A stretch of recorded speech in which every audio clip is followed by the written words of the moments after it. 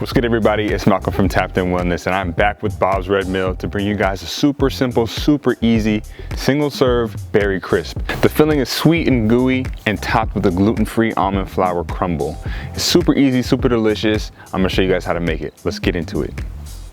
First things first, you want to get your heat-proof bowl and add to it your berries of choice. I went with the trifecta of strawberries, blueberries, and raspberries. To that, you want to add a tablespoon of sugar, a tablespoon of lemon juice, and half a teaspoon of arrowroot starch. That's going to help thicken it all up. From there, you want to get 2 tablespoons of melted vegan butter. To that, you're going to add 2 tablespoons of brown sugar, 2 tablespoons of almond flour, and 4 tablespoons of gluten-free oats. Mix that all together, and then you have your crumble to add on top of your berries. We're going to bake this at 350 degrees for about 35 to 40 minutes. And it's that simple, a nice, easy treat that you can make anytime.